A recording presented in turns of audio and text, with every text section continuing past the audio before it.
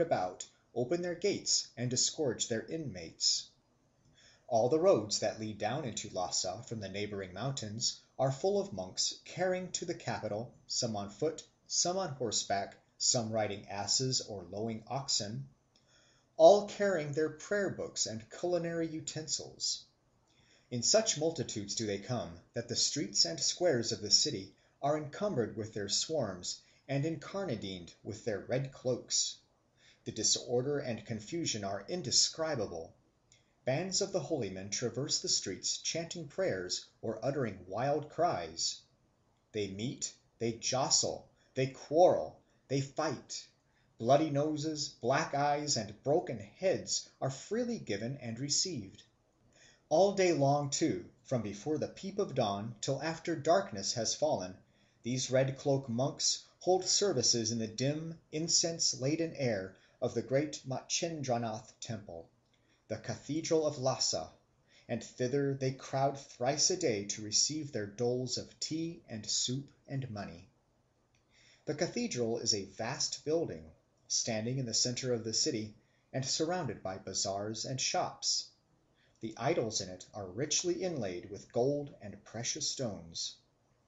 24 days after the Jalno has ceased to have authority, he assumes it again, and for 10 days acts in the same arbitrary manner as before. On the first of the 10 days, the priests again assemble at the cathedral, pray to the gods to prevent sickness and other evils among the people, and as a peace offering sacrifice one man.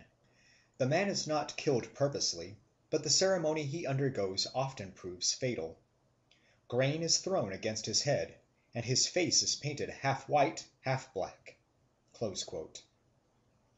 Thus, grotesquely disguised and carrying a coat of skin on his arm, he is called the King of the Years, and sits daily in the marketplace, where he helps himself to whatever he likes, and goes about shaking a black yak's tail over the people, who thus transfer their bad luck to him.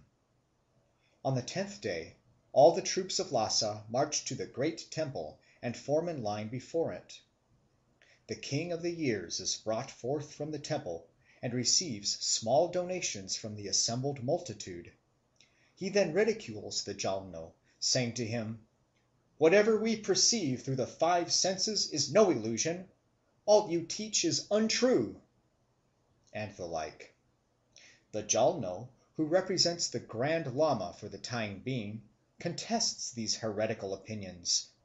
The dispute waxes warm, and at last both agree to decide the question at issue by a cast of the dice, the Jalno offering to change places with the scapegoat should the throw be against him. If the King of the Years wins, much evil is prognosticated, but if the Jalno wins, there is great rejoicing, for it proves that his adversary has been accepted by the gods as a victim to bear all the sins of the people of Lhasa. Fortune, however, always favours the Jalno, who throws sixes with unvarying success, while his opponent turns up only ones. Nor is this so extraordinary as at first sight as it might appear, for the Jalno's dice are marked with nothing but sixes, and his adversaries with nothing but ones. When he sees the finger of Providence thus plainly pointed against him, the King of Years is terrified and flees away upon a white horse, with a white dog, a white bird, salt, and so forth, which have all been provided for him by the government. His face is still painted half white and half black, and he still wears his leathern coat. The whole populace pursues him, hooting, yelling, and firing blank shots and volleys after him. Thus driven out of the city, he is detained for 7 days in the great chamber of horrors at the Samyas monastery, surrounded by monstrous and terrific images of devils and skins of huge serpents and wild beasts. Thence he goes away into the mountains of Chitang, where he is to remain an outcast for several months or a year in a narrow den. If he dies before the time is out, the people say it is an auspicious omen, but if he survives, he may return to Lhasa and play the part of scapegoat over again the following year. This quaint ceremonial, still annually observed in the secluded capital of Buddhism, the Rome of Asia, is interesting because it exhibits, in a clearly marked religious stratification, a series of divine redeemers, themselves redeemed, of vicarious sacrifices, vicariously atoned for, of gods undergoing a process of fossilization, who, while they retain the privileges, have disburdened themselves of the pains and penalties of divinity.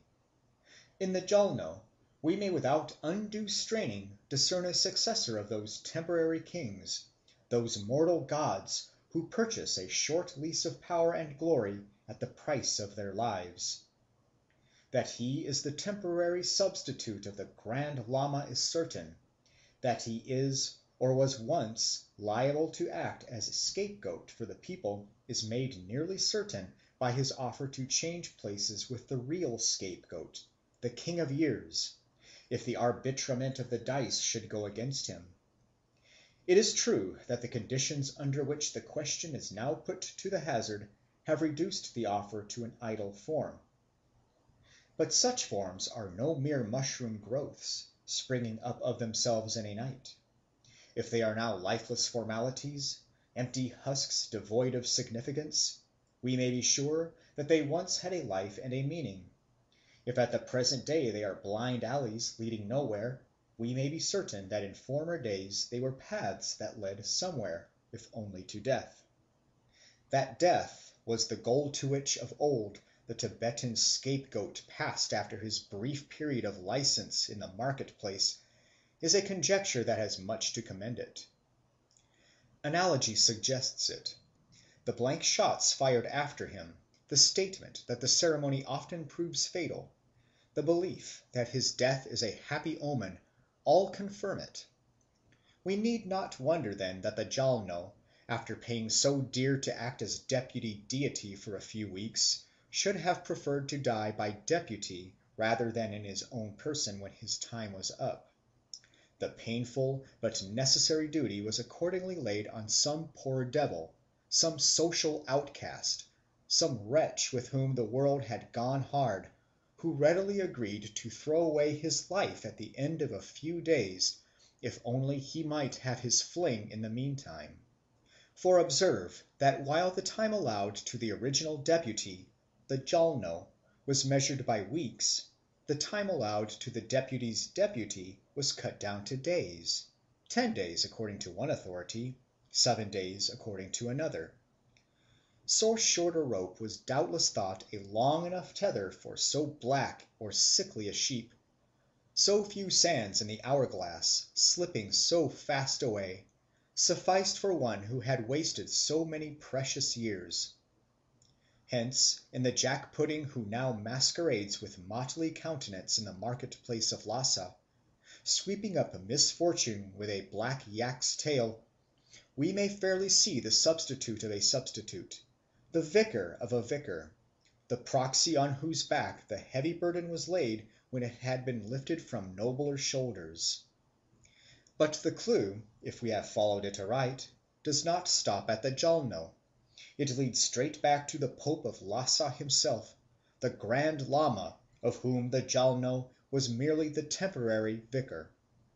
The analogy of many customs in many lands points to the conclusion that, if this human divinity stoops to resign his ghostly power for a time into the hands of a substitute, it is, or rather was once, for no other reason than that the substitute might die in his stead.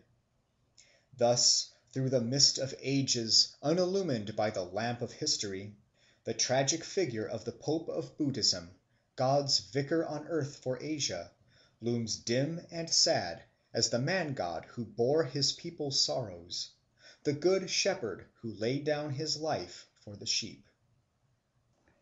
Section 4. On scapegoats in general.